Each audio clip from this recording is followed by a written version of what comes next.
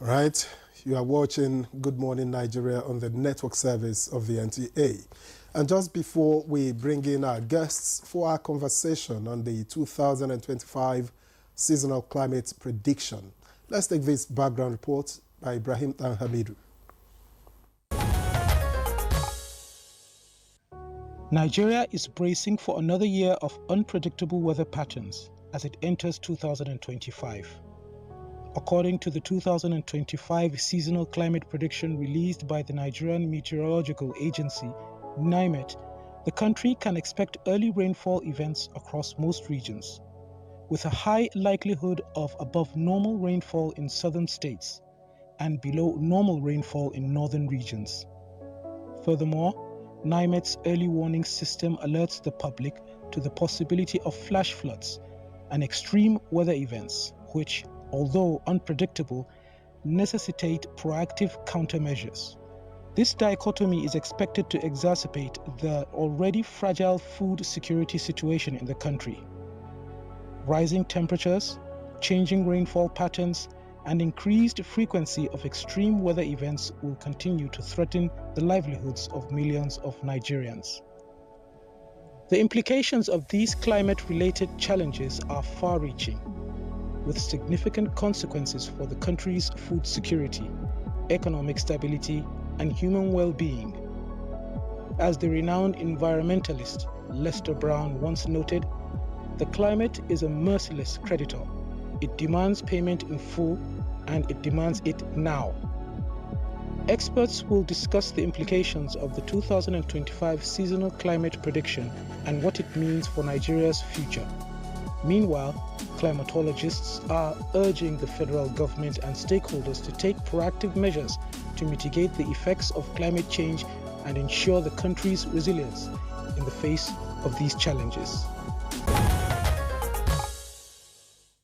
Fantastic, beautiful background report put together by Ibrahim Dan Hamidu there. Now time to get into the conversation. Just before we do that, let's introduce our guests that are here with us. We have Haruna Zakari, the General Manager, Agri-Meteorology and Technical Assistant to the DG and CEO of NIMET. Many thanks for joining us, sir. Good morning, Nigerians. Nice to have you here. All right. Also with us for the conversation is Architect Kabir Ibrahim, National President, All Farmers Association of Nigeria, AFAN. It's a pleasure to have you with us again. Many thanks for joining us, Architect. Good morning. Thank you very much for having me.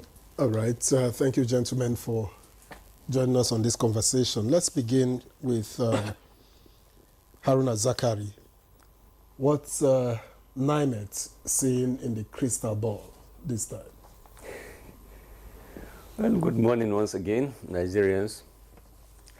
I think the seasonal climate prediction was unveiled on the 4th of February by the Honorable Minister of Aviation and Aerospace Development, Festus Keyamo, and he has highlighted the outlook of the forecast.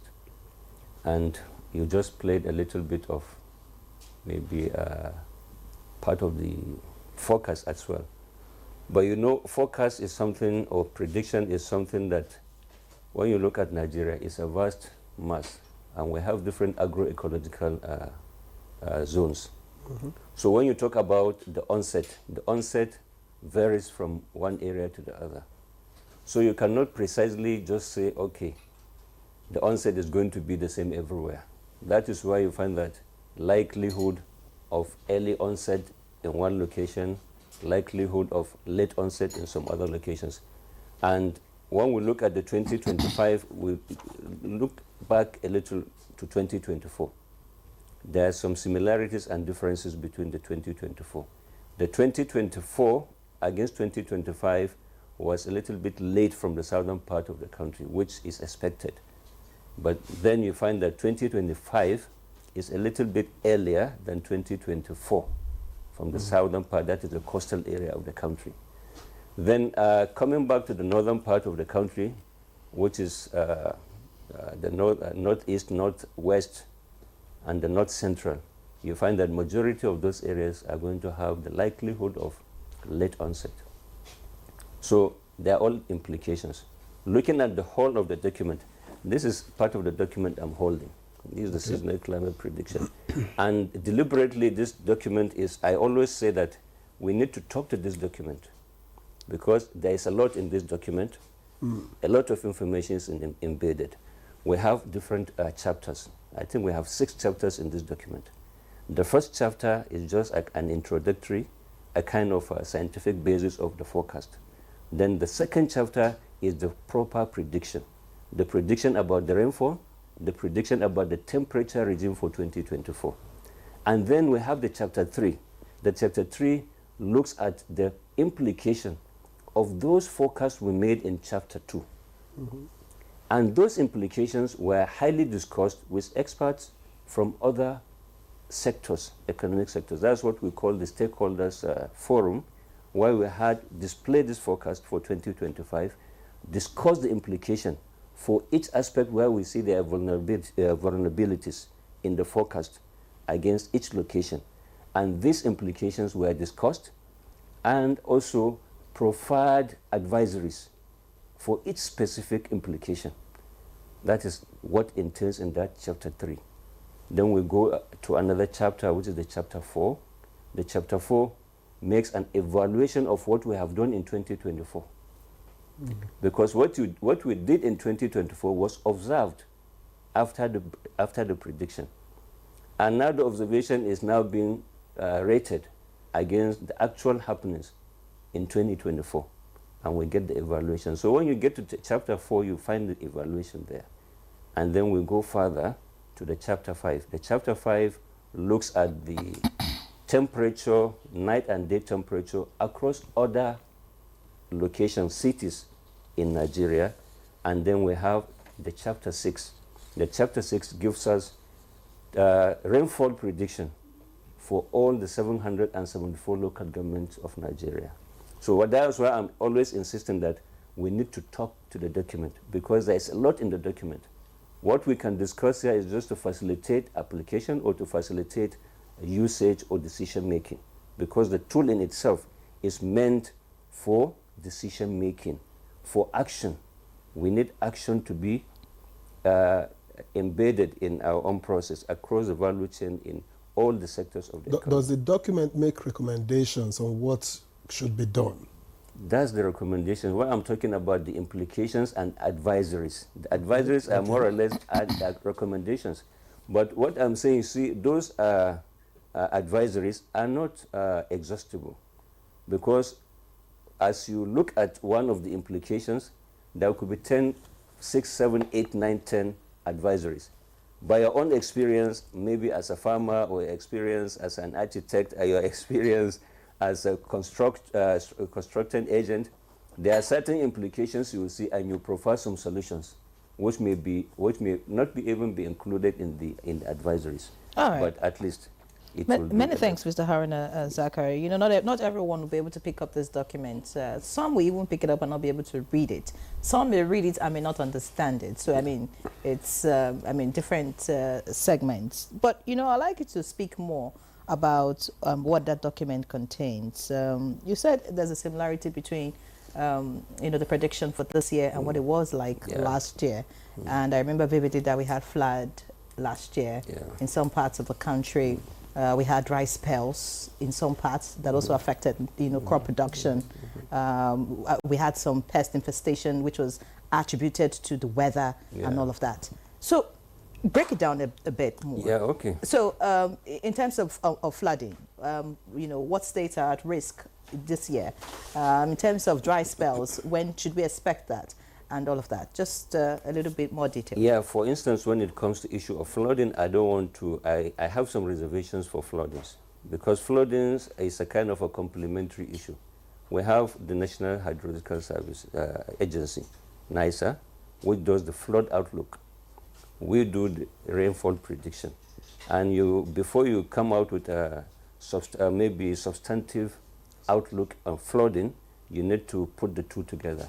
That is the the rainfall prediction and the river flow from the NISA component. Put it together, then you will have the national outlook about the flood. That will come, I think, in probably this month or next month from NISA. But in terms of the volume of rainfall that you have predicted? The volume of rainfall has been predicted in the document, and it is there. You talk about the issue of dry spell. We talk about the issue of the cessation of the rainfall. The implication, looking at what we said from the northern part of the country, majority of the northern part of the country, part of the northwest, northeast, part of the north central will have delayed onset. And unfortunately, to the northeastern part of the country, there is some sort of early cessation of the rains. So you can look at the implication. And then not just the early cessation again. When you talk about the dry spell again, the dry spell also is affecting a greater deal of the northern part of the country. And then that becomes another issue. And this time around, we have two levels of dry spells. The two levels of dry spell, we have dry spell between April to June, and we have another spell again between July and August. Last year we only have one spell, that is between July and August. So now you see we have two. So even the southern part of the country, to some extent, will have the impact of this dry spell from April to June, because their onset is starting from February, looking at the prediction. So I think that is an area of concern. I don't want to sound an alarm, because this is an early warning tool. You understand? Based on the global standard, we know by the United Nations initiative, which is being championed by the World Meteorological Organization, we have what they are calling the early warning for all. The target for that early warning for all is to ensure that all individuals at every level, that is to the last mile, that is to the last location, should be able to get this information, that is weather information, for them to be able to take action, you understand, by the target of 2027. So I think this is a challenge for us in our own level, and for also the media itself, you understand, to help cascade this information down to the grassroots, which is the most important thing. From our own side, NIMET is doing its own, because we're making a lot of engagement with developmental organizations, with NGOs, with CBOs, with state governments, with local governments, and we're trying to expand our partnership so that we can reach that target of reaching the last mile, getting this information so that they can take action and take decision before. All right. Thank you. Thank you very much, Zakari. Let me get to Architect Kabir Ibrahim. What do you farmers make of NIMET's prediction? We make a lot, but the most important thing is that... First and foremost, do you get NIMET's prediction? Oh, yes. Yes, we get it on even our phones, and it gets, everybody hears it, everybody knows, and when we attend, this thing is cascaded to the 774 local governments. It's on radio, it's on telephone, everybody knows what is expected. I mean, we have said this time and again here, and we have done some radio programs everywhere and mentioned it. But what we have done is, now with this early warning prediction, it prepares us to make choices even on the seed types that we will plant. There are early maturing seeds that you can now, if you have delayed rain, you have the number of days that you have the rain, so you take a seed type that will be able to mature within that time frame. If you make the wrong choice and you don't plant because there is delayed rain, you will not be able to harvest anything. So this information is very, very critical. And then also the possibilities of flooding because of the intensity of the rain will be factored, so that in anticipation of the flooding, you make preparations around your farms and all clogged drains and all that, you free them even before we get the flooding outlook. So the farmer is a business person, and the most important thing is that the farmer factors all these things that he or she is told, that, you know, in your choice of plantation, you factor all these things and then you are better off. In some occasions, of course, it's a prediction, you can have problems. Last year, we were here, we said we were expecting a bumper harvest. But unfortunately, we had flooding. just at the time that we were about to harvest some of these things. And then we found that some of these flooded areas had crops that even began to germinate because of the level or intensity of the rains. And we saw that we lost food due to flooding. So the farmer will not get money if he or she does not bring the crop to the market to sell. So these are very, very important, and we have to go out of our way to really get this information. But now it is in the public domain. What I would want the GM to emphasize is that while we have this kind of meeting, and while you have stakeholder meetings, and while you even have the unveiling of the thing, we should look at all the areas and explain them thoroughly well. We don't make references. You know, if you make references like Madam said, not everybody will be able to read the document. Not everybody will be able to even understand the document. And it will be very tedious to go from chapter 1 to chapter 6 for a farmer who is generally unlettered to appreciate it. But if the canonical points are made clear, then everybody will know that, look, this is what we expect in Faskari, for instance, during the wet season period. This is what you expect. So you don't plant rice here because it will not thrive because of these limitations.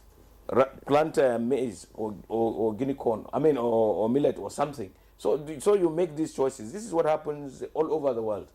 The predictions are supposed to make you get ready for economic benefits from what you do. Because if you plant and it doesn't thrive and you don't get anything, you are not there. In fact, you remain poor. So the information that we have is to us, the farmers, and we must pay attention to it and factor it in all the things that we do. And we have time and again told farmers that what the farmer is doing today is business. You are not just planting or developing your farm for subsistence. In fact, most farmers are saying these days they are getting value for what they produce. But you complain about price hike and all that, whereas the farmers are talking about getting benefit for what they plant. Architect Ibrahim, listening to you talk about the farmer being a business person, you try to mention it. The statistics show that most farmers in this country are subsistence farmers, and they still use crude farm implements. Just a few, like yourself, are into big-time agriculture and, of course, are businessmen. You also made mention of seed type. And I'm asking, do these farmers who are, small holder farmers, if that's the term for them, do they really have a say as to the choice of seeds, that are planted? Well, I'm asking because of what happened with the onion, for example. I'm sure you know the onion episode where we had poor harvest and all that happened. You can give us all of that details. So is it that there are a group of people who determine the seeds that are planted in this country, or the farmers have a choice as to, my local government is having this challenge, this is the kind of seed I want to plant and all of that? Well, tell us. There is a fundamental difference between fairy tale and the truth. Who will determine what seed you produce when you are the one to buy it? You are the one to buy it. It's a market, it's an open market, and the seed companies are there. We have so many of them in all the regions. They make the seeds available.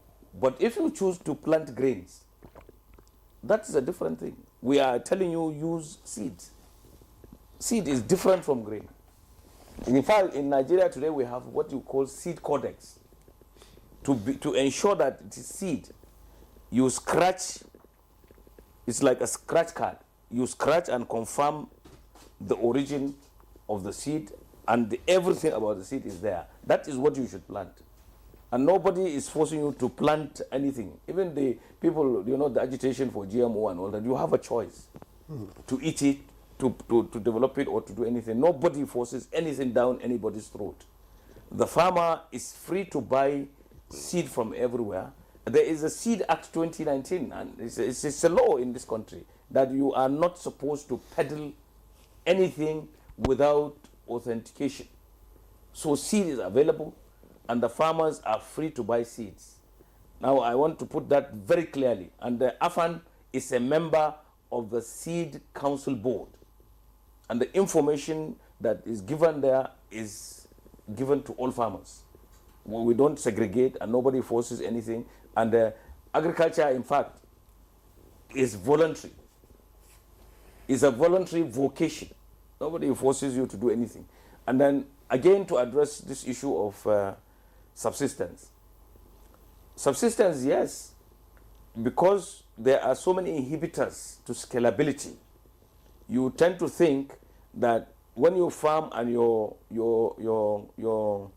yield is low, you are bound to just remain where what you produce is only something that you will eat. You will have nothing to sell.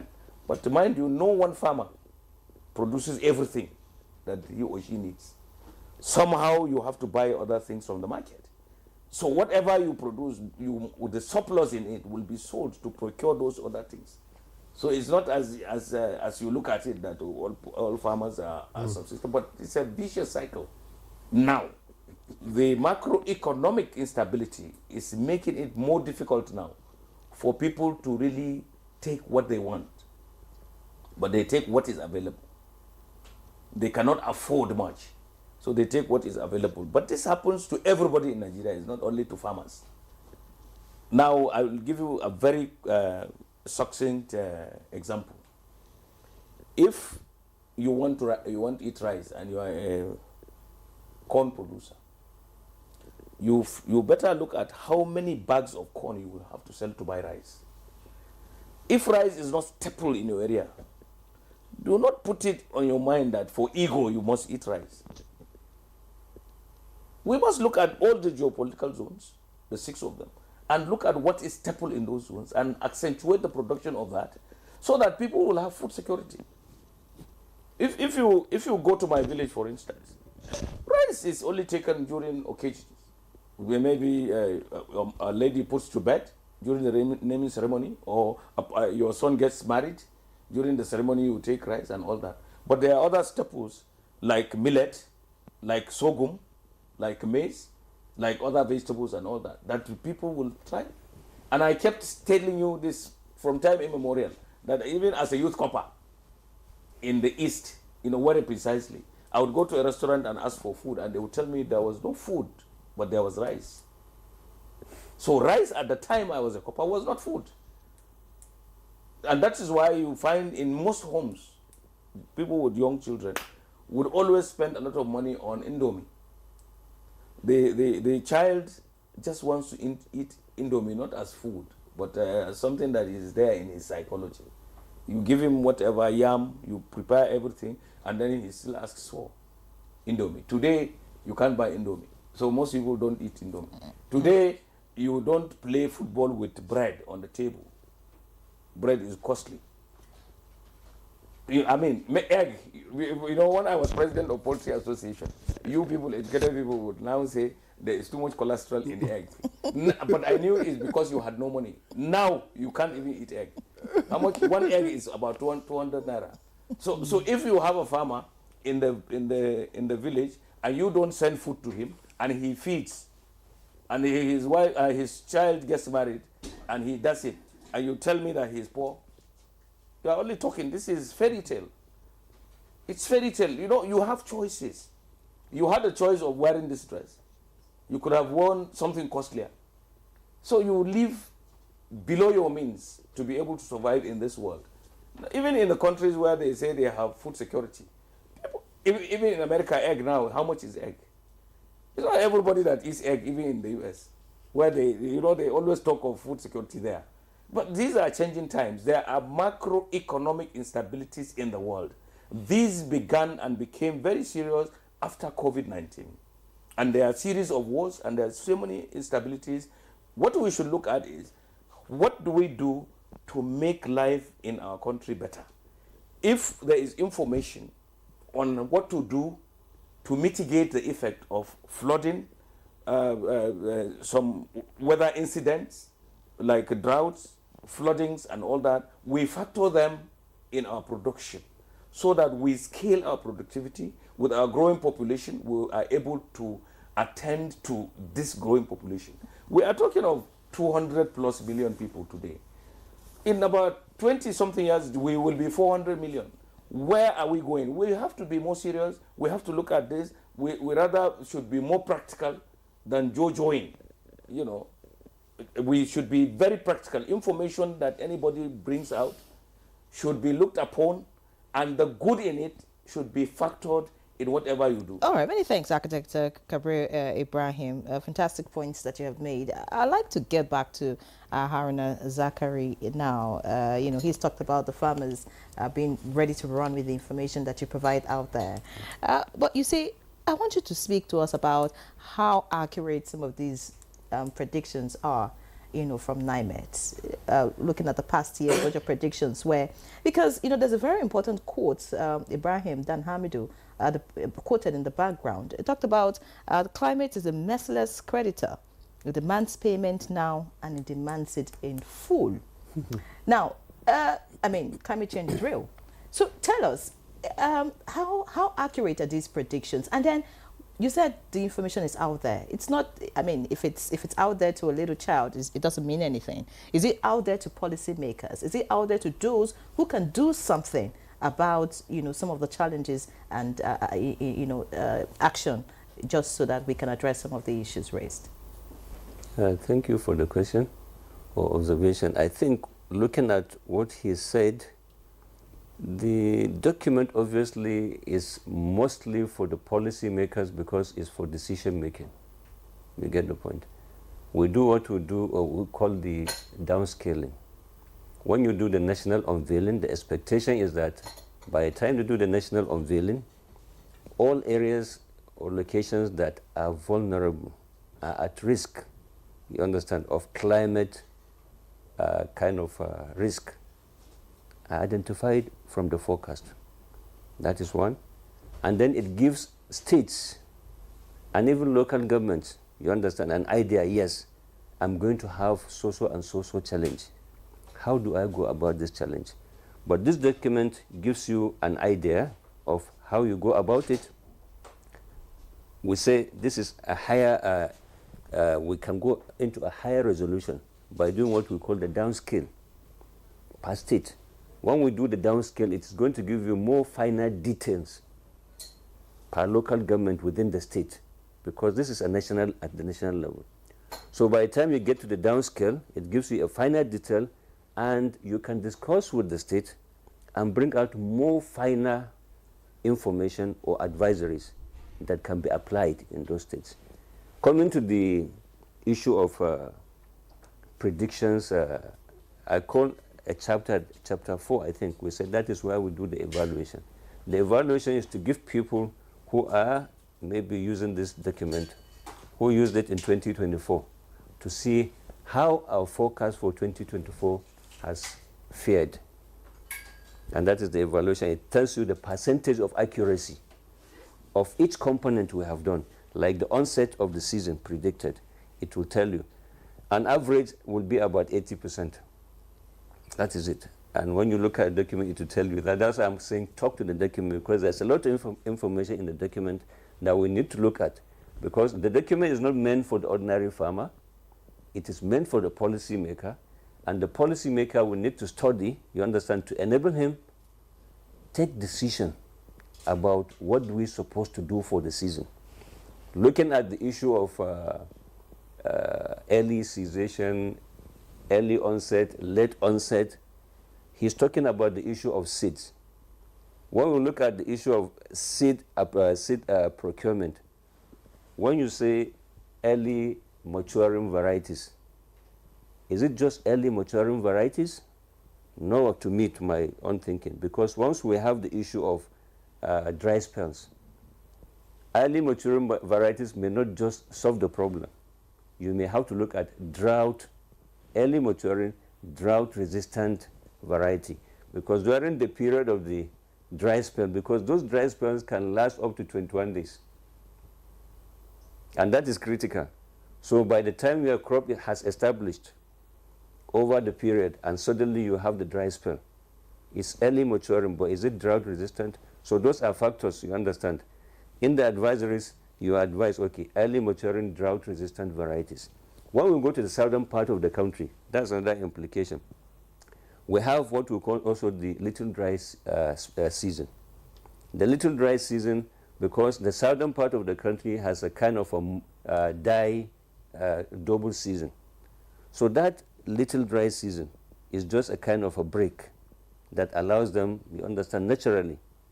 But then, looking at the forecast, the little dry season is also expanding in time.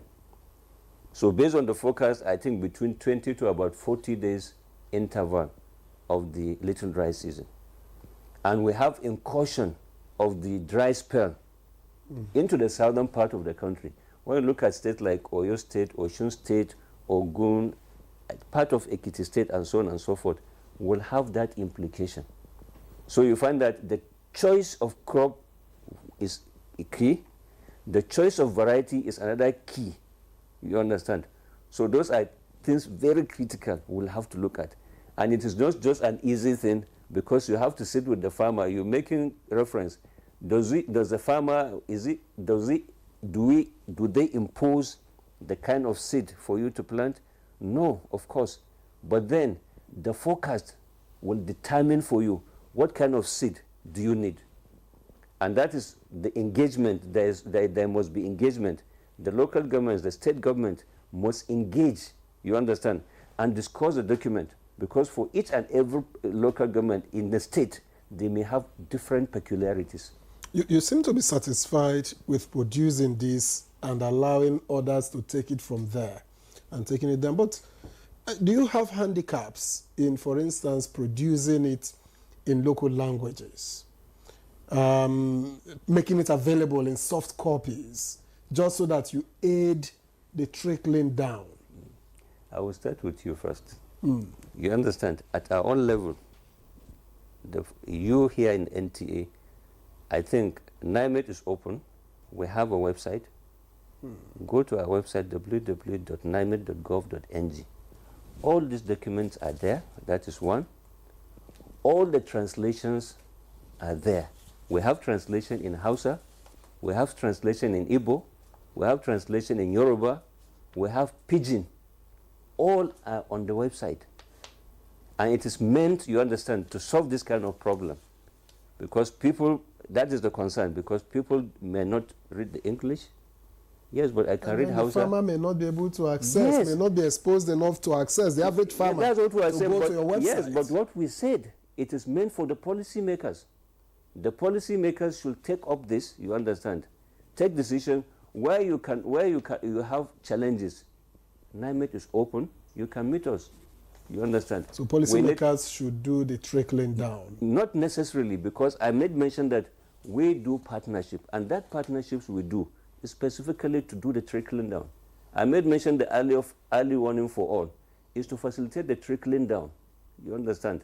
So we do that. When you look at like FAO, UNDP, you understand, Federal Ministry of Agriculture and Food Security now, you understand, and so many other NGOs that are agricultural biased, SBOs, community-based organizations. We do a lot of programs with them, specifically, you understand, to educate them on the utilization of this document and information entitled in it. All right. Yes. All right, thank you. Architect Kabir Ibrahim, I'm wondering, you've said this is good because it arms you with the information you need to proceed in the farming year. But every year, if we are not at some point seeing a serious hike in the cost of beans, it will be in cassava, or it is in tomatoes, or it is in onions. So you've always had this, and you say you will act on this. Are there other dynamics? Are there other factors that cause those hikes in prices, or is it the failure of farmers to heed? Well, you see, for the past 11 months, we have been talking about other issues affecting the food system.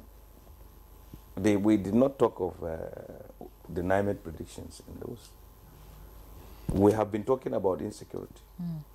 We have been talking of low mechanization. We have been talking of inadequate credit facilities to farmers. We have been talking of doing agriculture there around.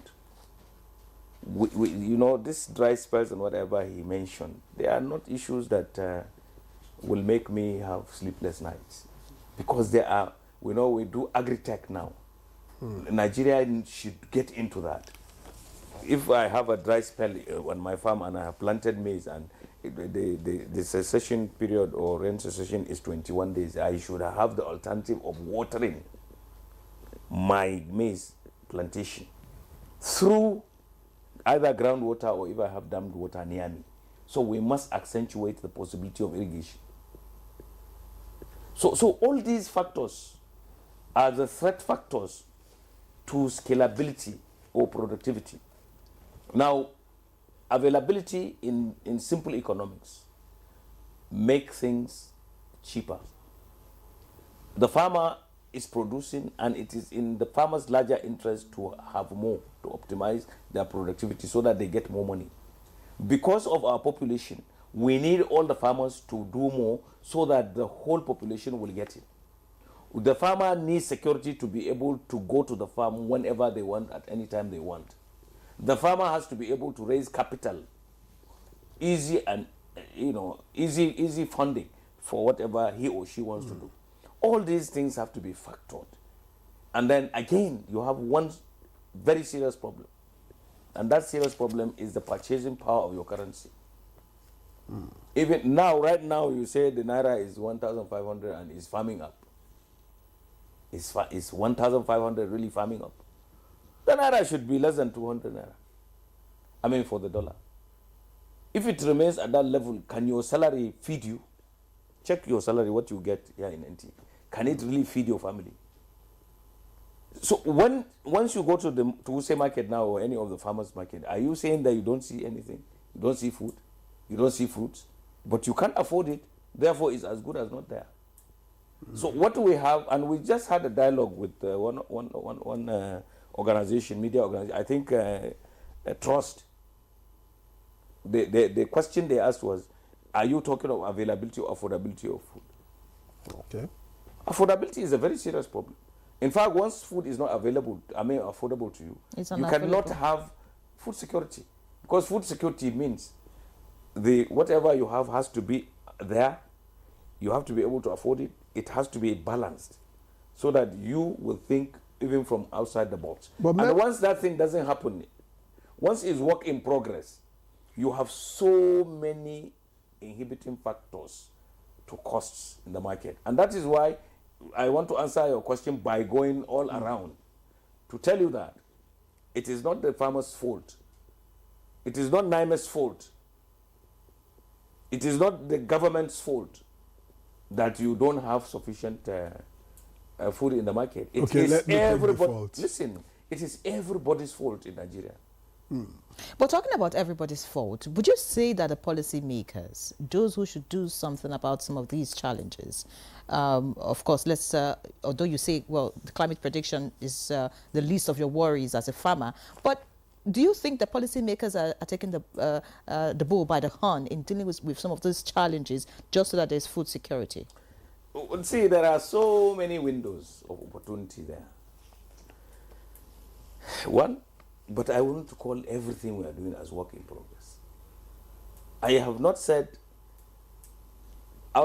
in context that the NIMET prediction doesn't have anything. In fact, it's a very serious factor to prosperity because it goes to climate change.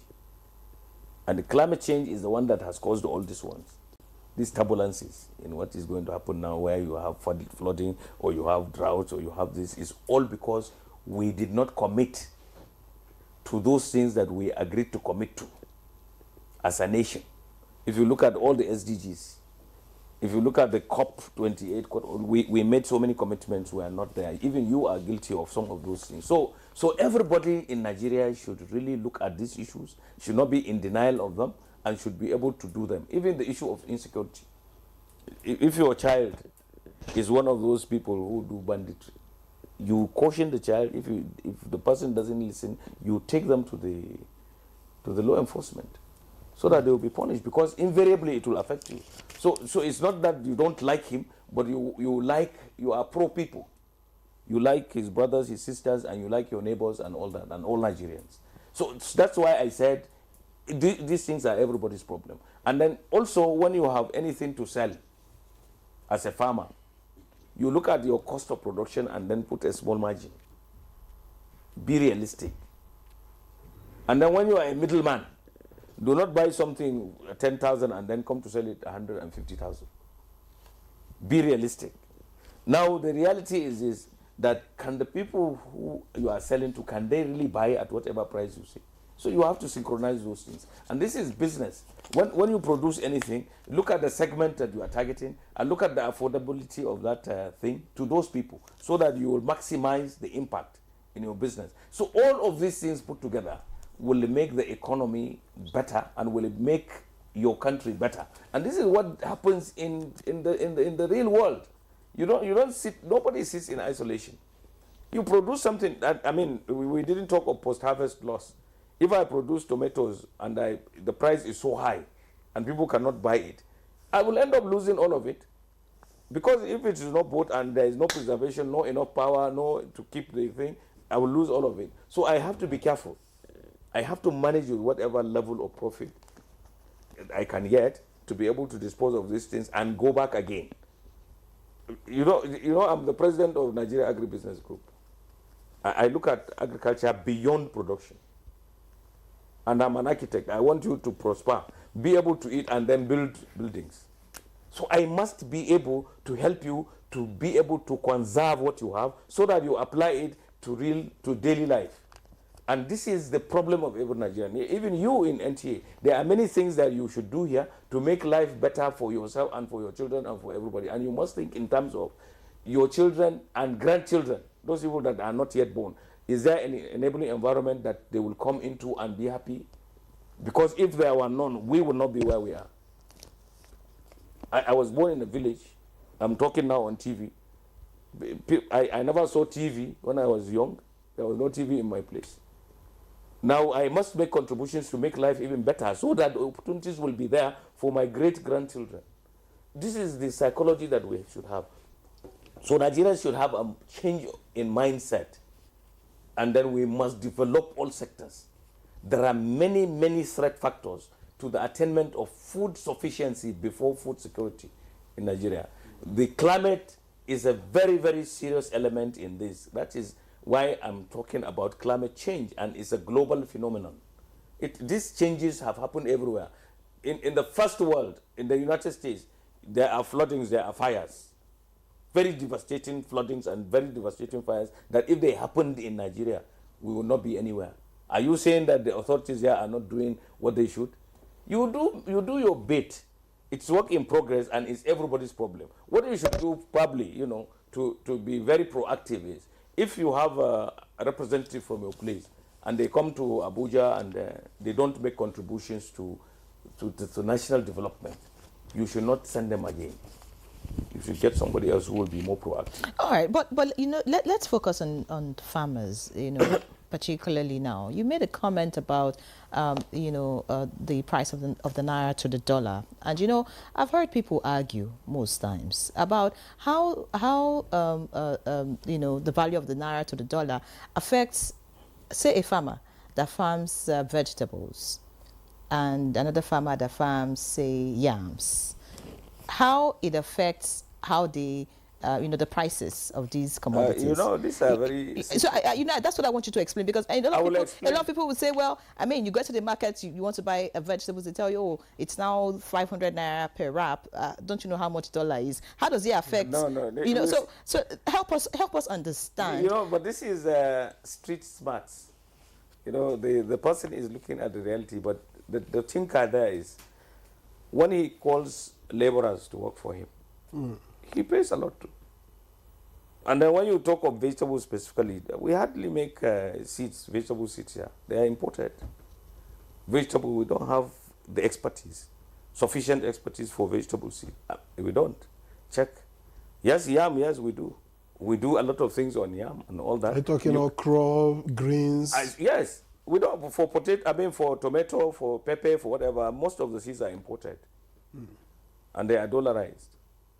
Most of the labor that you pay people is more now. That's why you are talking of minimum wage and all that. So laborers on the farm, how much do you pay a laborer per day? How much do you pay transportation for transport of what you produce to the market? How much do you pay the stall that you are doing this? Even on Wuse market, not Wuse market, the farmers market, they pay a lot of things to FCDA and all that. So all these things have to be factored. So this is why prices are high, and then that is why the Naira has to firm up. So anybody who tells you, yes, do you know how much Naira is, do you know how much, they are right. But because you think they are not economists, they will not know. They know. All right. Thank you, Dr. Kabir Ibrahim. Let me quickly get back to Zachary. Now, if I ask you now how reliable, the NIME predictions are, you will say, that you have to factor these changing times. So, because of the changing times, because of the fact that climate change happens, things could easily change, and because in time past you have predicted and it didn't come to pass, and sometimes you haven't predicted and then we had them happen. How easy does this make it for the farmer and other, of course, key players to plan? I think, when you say prediction or forecast, these are probabilities of an event to happen. And the chances of it happening or not happening, for instance. 50-50? Maybe 50-50, but when you look at the process of the forecast and look at maybe the evaluation over the years, I've been in this team, I think, for the past 8 years. And as far as I'm concerned, I'm also a farmer. I use the prediction myself.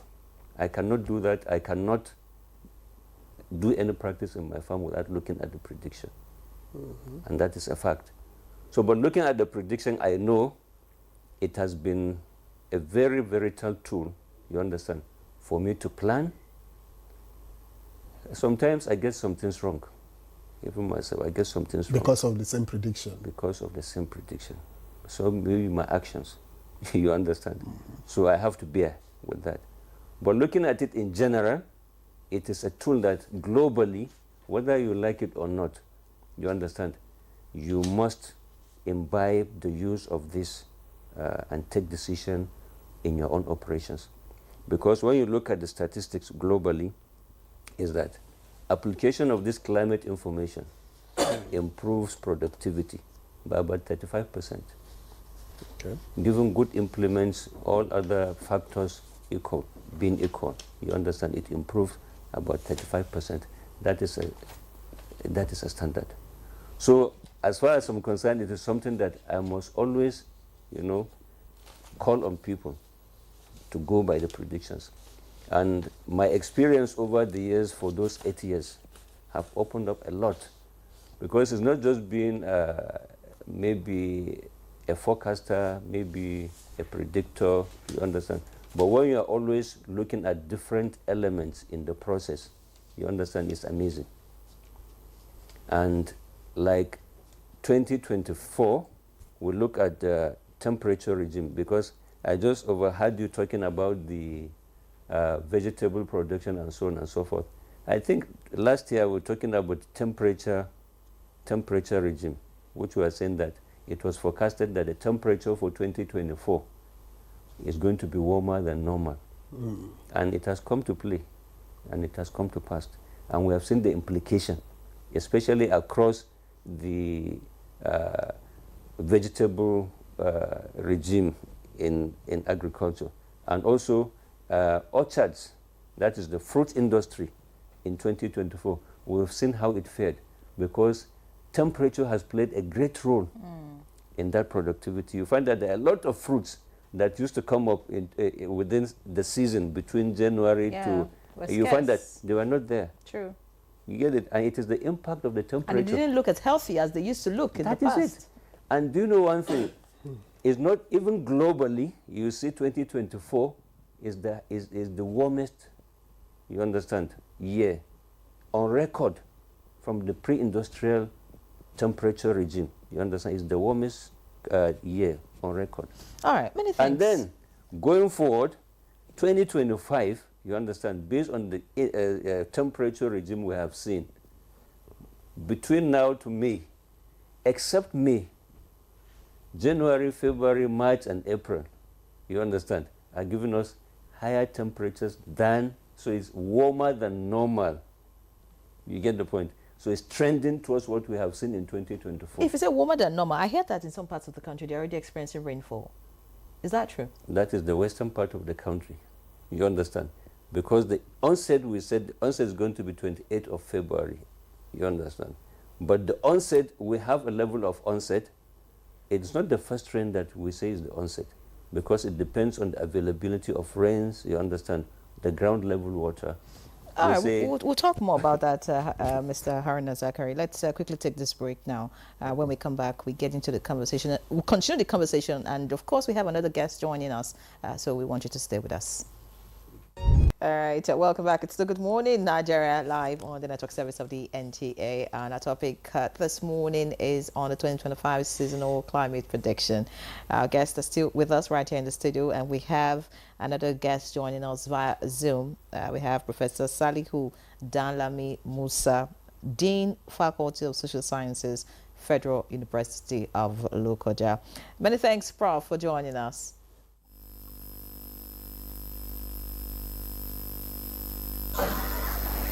We'll get back to you with a question. We'll just allow you to settle in a bit. But let's get back here. And I'd like to ask Haruna Zakari about, we've talked about the implication, of all of these predictions, to agriculture. But let's talk about health, because that's also a critical aspect, to all of this. You talked about getting warmer from now to May and all of that. And so speak to us. What are the health implications? Well, we made such provisions in the health and climate, which is part of the forecast, health and climate, and we'll look at what climate factors, you understand, maybe encourages certain diseases.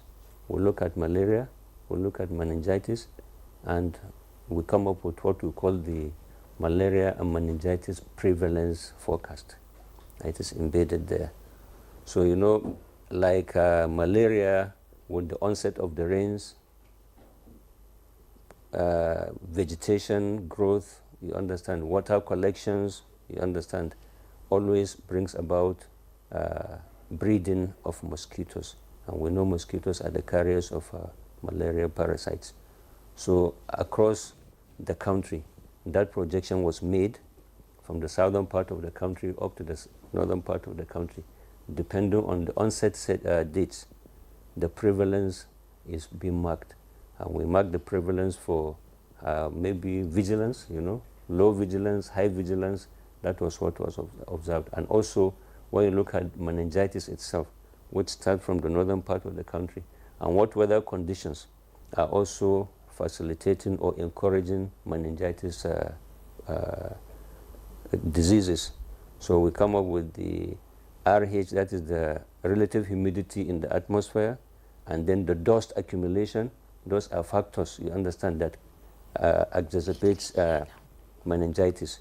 So from our observations, those were also given the prevalence level, and then the watch, maybe is it high vigilance, low vigilance, or serious vigilance. That is being specifically done for the health sector. All right. Thank you very much, Zakari. Now let's get to Professor Musa, who is Dean, Faculty of Social Sciences at the Federal University, Lokoja. Now, Prof, thank you for joining us. What's your initial reaction to the NIMET forecast or prediction? And if you may, recommendations. Okay, thank you very much. My reaction will be to commend NIMET for keeping on this seasonal prediction. It has really helped a lot over the years in the country. And I must say that NIMET is doing a wonderful job in this. I will encourage that NIMET continues along this line, but not just stopping at this prediction, but going further to get the various units, the various stakeholders, the ministries of agriculture, the various stakeholders at the state level to go further in ensuring that these predictions are actually taken to the farmers so that we can get better value or better results from these predictions. No doubt about it. Weather or climate is one thing that is very, very dynamic, and it has remained so, and it will continue to remain so. Particularly with climate change, there is need for this constant monitoring that NIMET is doing, and also for constant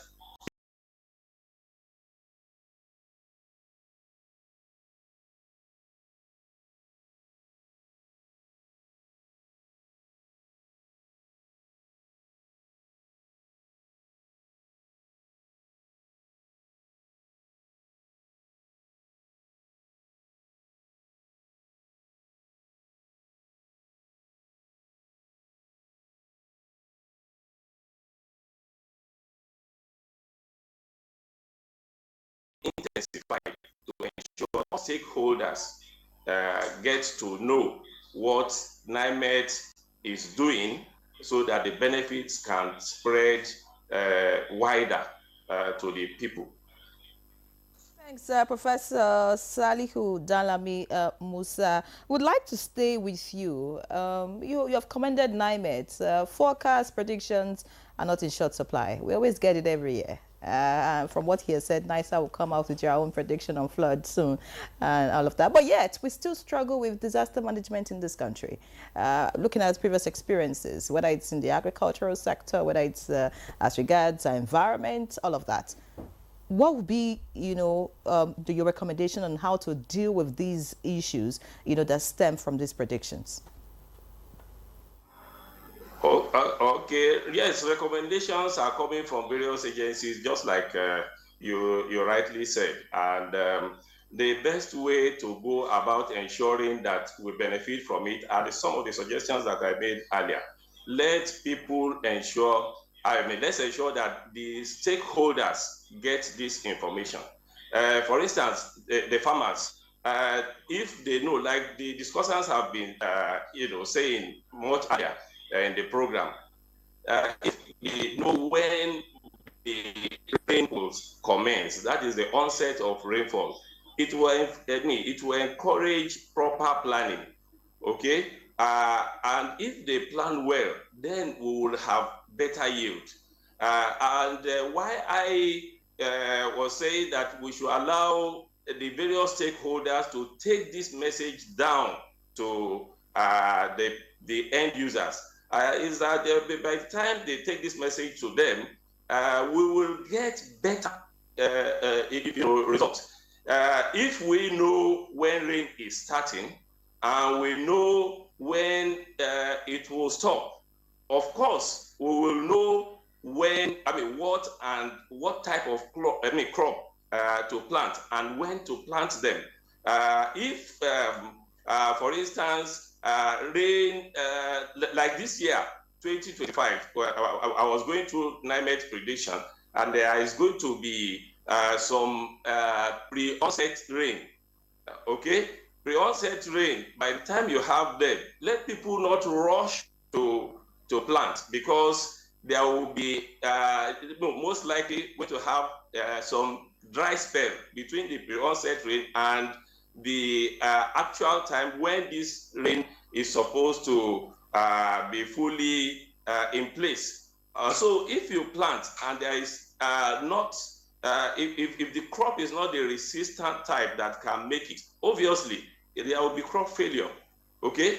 But utilizing this prediction well, there is for instance, in some part of the country, there will be delayed onset. In other parts, there will be early onset, okay? And then rainfall stoppage, the end of rainfall also varies. Climate is something that is very, very dynamic. And so when these indices are known, and we have extension workers, we have other stakeholders that are coming in to advise the farmers based on this prediction and to help them utilize it appropriately. And then you will see that we will have a better output and everybody will be good for it.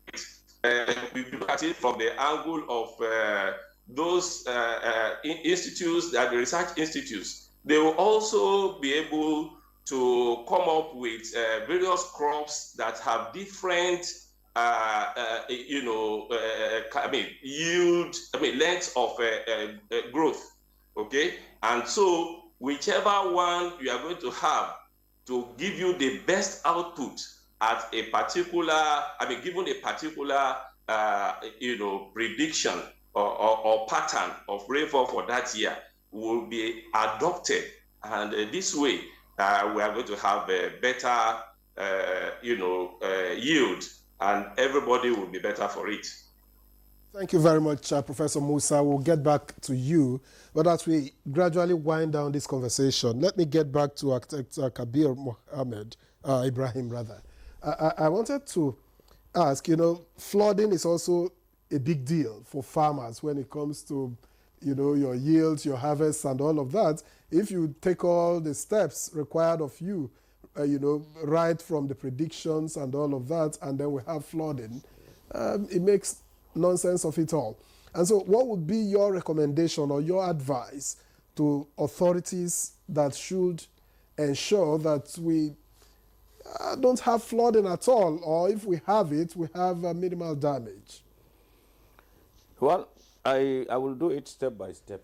In the interim, the sensitization by the hydrological agency after they do the flood outlook and all that is very, very critical, so that all infrastructure that is in place is made to work properly, so that you minimize the effect of this of flooding. It is sometimes inevitable to lose something in flooding, even in buildings.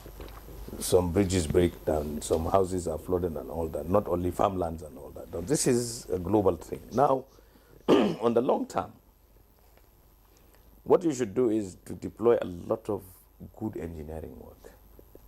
You see, there are countries in the world that are even below sea level, and there is no flooding. There's a lot of work that needs to be done, and you need to really engage professionals who know what to do, and then they will solve the problem. You must do this in the long run. But for now, you make sure that you do all those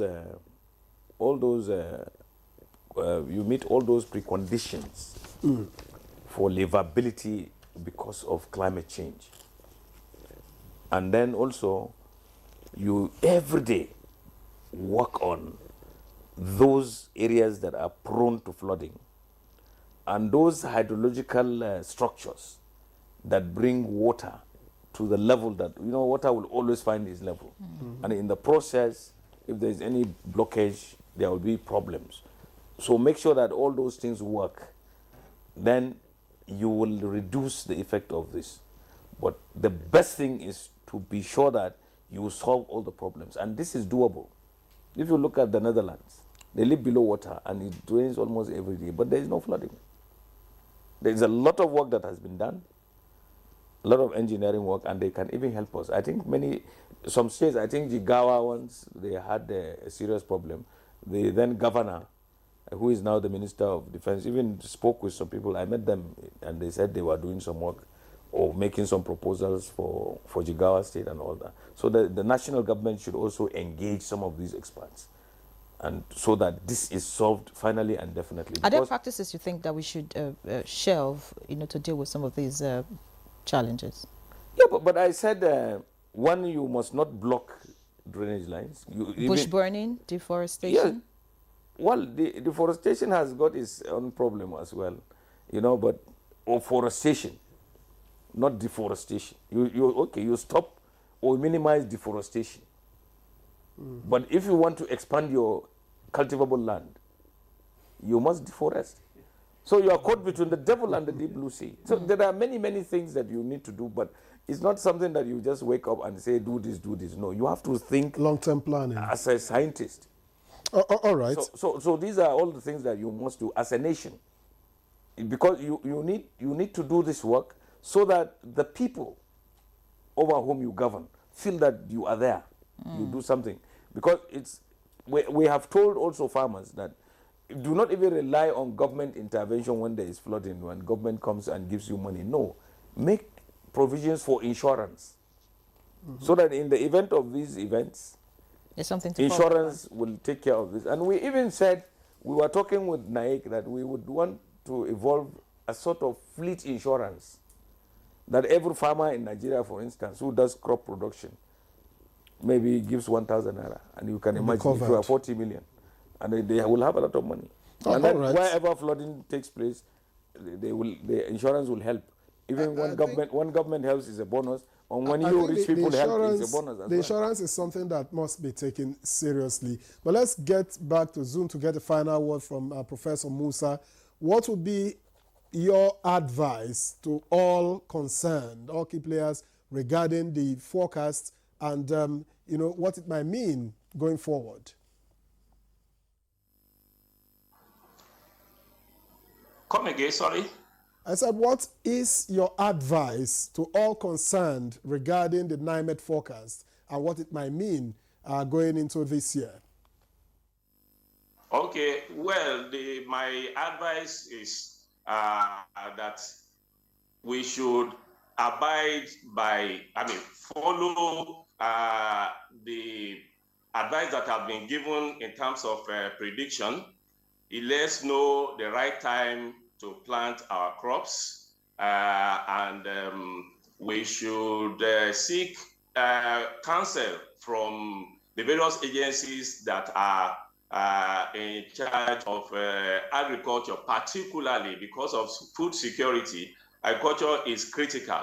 Also, we are talking about flooding. We should also ensure that certain areas that are prone to flood, of course, it's not, from the prediction, it's not a year that we expect excessive rainfall, though flash flood has been predicted in certain areas, but that it is a certainty, or it is a known fact that there are certain areas that as long as there is rain, so those areas will certainly experience some level of flooding.